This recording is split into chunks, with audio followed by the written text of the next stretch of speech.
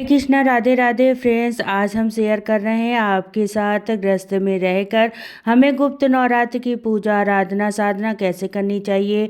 तो 10 महाविद्याओं का पूजन होता है, 9 दुर्गे का पूजन होता है और कहते हैं ये गुप्त नवरात्र बहुत ही विशेष होता है जिनकी गुप्त किया जाता है। और एक तो माघ मास चल रहा है, दूसरा गुप्त नवरात्र तो दूसरा ही बहुत ही पवित्र है। और कहते हैं इस समय ना जितने भी दैवी शक्तियाँ होती है ना वो पृथ्वी पर होती हैं। तो 19 जनवरी से दिन सोमवार से गुप्त नवरात्र शुरू हो रहे हैं जो कि 27 जनवरी तक रहेंगे। यानी 27 तारीख को नौमी तिथि मनाई जाएगी। तो आप महिला हो या पुरुष, सबसे पहले तो ना सुबह ब्रह्म मुहूर्त में उठना है आपको, ठीक है। और अपने घर की अच्छे से साफ सफाई करनी है। तो देखिए, अगर आप चाहते हैं कि आपके घर में दैवी शक्तियों का आगमन हो तो घर को अच्छे से साफ सुथरा यानी डीप क्लीन रखें। और स्नान आपको डेली करना है, ठीक है। और साफ स्वच्छ वस्त्र पहने आपको पूजा पाठ करनी है। तो जो भी महिलाएं हैं वो ध्यान रखें कि उन्हें इस दिन में ज़्यादा से ज़्यादा लाल, गुलाबी, पीले, नारंगी इन रंगों को आपको वस्त्र पहनने चाहिए क्योंकि ये माता का प्रिय रंग होता है। तो आप डेली स्नान करें और अपने को ना साफ सुथरा सुंदर रखें और सुगंधित चीज़ों का इस्तेमाल करें। आपको ज़रूरी करना है क्योंकि माता को ना सुगंध बेहद प्रिय है। तो पूजा में तो आपको इत्र लगाना ही है माता रानी को, लेकिन स्वयं भी आप खुशबू की चीज़ें ज़रूर लगाइए। अगर आप चाहते हैं कि दैवी शक्तियाँ आपकी ओर आकर्षित हो, आप पर मोहित हो, तो आपको अपना भी खास ख्याल रखना है।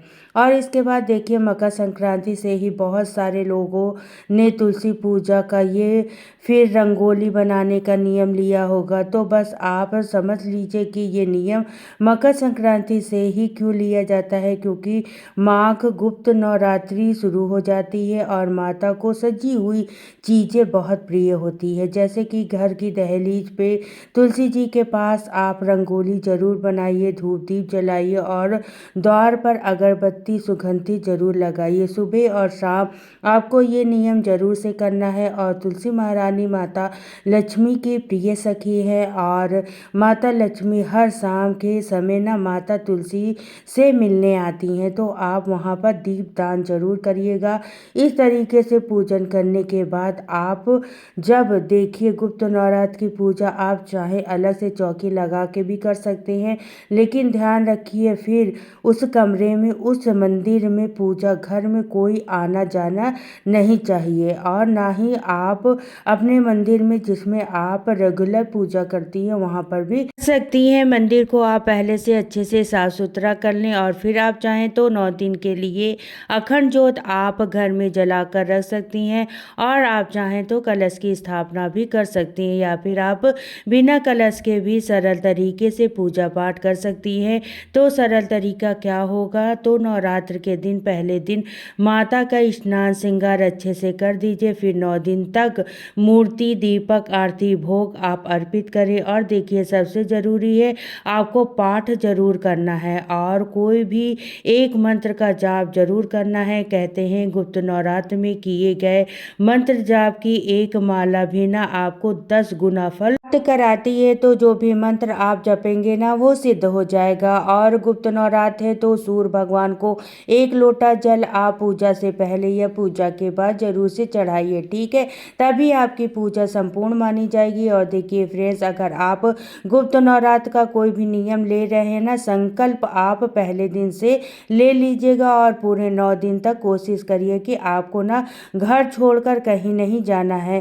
कहने का मतलब है घंटे 2 घंटे के लिए आप मार्केट से कुछ लाना है, कुछ ज़रूरी है वो जा सकते हैं, लेकिन आपको कहीं रुकने नहीं जाना है। और अगर आपने गुप्त नवरात्र का कोई भी संकल्प लिया हुआ है तो इस दिन में आप किसी के घर का भी भोजन ना करें, ठीक है। और किसी के घर अगर सूतक पातक है तो वहाँ पर जाने से आपको बचना चाहिए और भोजन पानी तो आपको वहाँ का बिल्कुल भी ग्रहण नहीं करना है। तो ये साधना का सबसे ज़रूरी नियम होता है। और देखिए, अगर आपके घर में कोई भी श्री विग्रह विराजमान है, वो लड्डू गोपाल हो गए, राधा रानी हो गए, लक्ष्मी गणेश हो गए, शिवलिंग हो गए, शालिग्राम भगवान हो गए, जो भी विग्रह हैं धातु के, ठीक है, उन्हें डेली आपको स्नान कराना है, टीका का चंदन करना है। श्री हरि विष्णु को, लड्डू गोपाल को तुलसी अर्पित रोजाना करना है। और कोई भी एक पाठ का आप नियम जरूर लें। आप दुर्गा चालीसा, दुर्गा सप्तशती, या अगर आप रेगुलर पहले से कोई पाठ करते आ रहे हैं अपने इष्ट भगवान का, तो वह आप जरूर करें और पूरे श्रद्धा से करें, क्योंकि कोई भी मंत्र, कोई भी पाठ छोटा या बड़ा नहीं होता है। तो इन दिनों में आप जो भी पाठ या मंत्र जाप करेंगे, इससे आपको बहुत ज़्यादा लाभ मिलेगा। और सबसे ज़्यादा नियम की आपको पॉजिटिव वर्ड ही बोलने हैं। अगर आपके जीवन में कुछ परेशानियां, दिक्कत चल भी रही है ना, तो उन्हें आप इग्नोर कीजिएगा। आप अच्छे कर्म करें और अच्छी सोच के साथ, क्योंकि मैंने बताया ना, दैवी शक्तियाँ इस समय पृथ्वी पर होती हैं। जो भी आप शब्द बोलेंगे या जो भी आप सोचेंगे, वो आपको तथास्तु बोलेंगे। क्योंकि हमने आपसे एक बार और कहा था ना वीडियो में कि सारे खेल हमारे माइंड का है। जो हम सोचते हैं, जैसा हम रहन सहन, खान पान हम सोचते हैं ना, वैसे ही बनते चले जाते हैं। जैसे मान लीजिए, अगर आपने दिन निकलते ही शुरू कर दिए कि मेरी तो किस्मत खराब है, मेरे तो परिवार ऐसा है, मेरे तो पति अच्छे नहीं है, तो सच मानिए आपके जीवन के कष्ट कभी भी कम नहीं होंगे। क्योंकि हमने एक बार आपसे कहा था ना, भगवान ना अच्छा करते हैं ना बुरा करते, वो सिर्फ ऊपर बैठते हैं और तथास्तु बोलते हैं। तो आपको ऐसे शब्द नहीं बोलने हैं, बल्कि आपको बोलना है, मैं बहुत भाग्यशाली हूँ, प्रभु की असीम कृपा मेरे घर पर बरस रही है।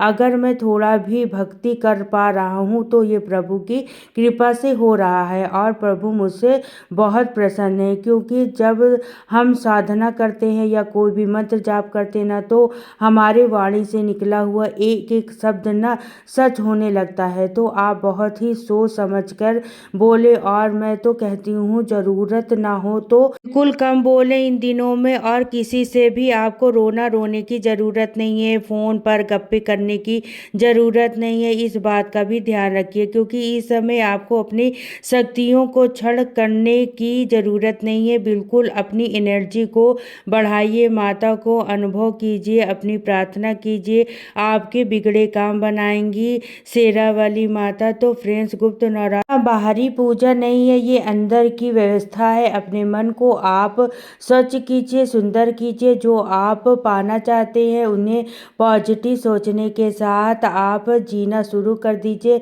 जी हाँ, आपके पास ये चीज़ है। और आप कौन सा पाठ करने वाली हैं, कितने मंत्र की माला करेंगे, ये सब गुप्त रखिएगा, ठीक है। और अपने इष्ट आराध्य से बातें किया कीजिए। लक्ष्मीपति भगवान विष्णु में आपकी कृपा से असीम सुख पा रही हूँ, आनंद ही आनंद बरस रहा है आपकी शरण में आने के बाद। तो अब हम ऐसे शब्द बोलेंगे ना, तो मुंह से तो वो ब्रह्मांड तक जाते हैं और ब्रह्मांड से टकरा के हम तक वापस आते हैं। तो बस बहुत सोच समझ के आप शब्दों को बोलिए। और देखिए, बहुत सारे लोग ना गुप्त नवरात्र में व्रत करते हैं। अगर आप व्रत कर सकते हैं तो बहुत अच्छा, नहीं तो आप देखिए शुद्ध सात्विक भोजन लेकर भी आप बिना प्याज लहसुन का भोजन करें। और आप ये नियम भी कर सकते हैं। और देखिए, जिसके घर में भी नेगेटिविटी ज़्यादा है ना, मैं कहूँगी कि 9 दिनों तक आप छोटा से अग्यारी, छोटा सा हवन आप रोजाना करें, जिससे आपका पूरा घर पवित्र हो जाए। इतनी निगेटिव एनर्जी है, वो सब बाहर चली जाएगी। और अगर आप रोजाना हवन नहीं कर सकते हैं, तो लौंग कपूर से माता की आरती जरूर करें और घंटी बजाएं, शंख बजाएं, माता रानी का कीर्तन करें। और अगर आप दुर्गा माता का मंत्र जाप करना चाहते हैं, तो ओम दुर्गाय नमः, ये सबसे अच्छा और सरल बीज मंत्र होता है। तो आप रुद्राक्ष की माला से, लाल चंदन की माला से आप ये जाप कर सकते हैं। लक्ष्मी प्राप्ति के लिए भी आप इन 9 दिनों तक लक्ष्मी जी के विशेष आराधना कर सकते हैं। जैसे श्री सूक्त का पाठ, कनकधारा स्तोत्र का पाठ कर सकते हैं। डेली नियमित रूप से लक्ष्मी चालीसा का पाठ करें, लक्ष्मी जी के मंत्रों का जाप कर सकते हैं। और अगर आप कलश स्थापना करके ये पूजा कर रहे हैं, तो आखिर में आपको कन्या पूजन जरूर करना है। अगर कन्या पूजन आप घर बुलाकर नहीं कर सकते हैं, तो आप बाहर मंदिर में जाकर भी दान पुण्य कर सकते हैं। ऐसा कन्याओं को कुछ दक्षिणा, फल फ्रूट, मेवा, मिठाई आप बांट सकते हैं। तो इस तरीके से शुद्ध सात्विक रह कर ब्रह्मचर्य का पालन जरूर करें। और आपको गुप्त नवरात्र का पूरा फल प्राप्त हो जाएगा। तो वीडियो अच्छी लगी, जानकारी अच्छी लगी हो तो प्लीज़ लाइक करिएगा, और मेरे चैनल पर पहली बार आए हैं तो सब्सक्राइब कर लीजिएगा। फिर मिलती हूँ नेक्स्ट वीडियो में। तो सभी को राधे राधे, जय श्री कृष्णा।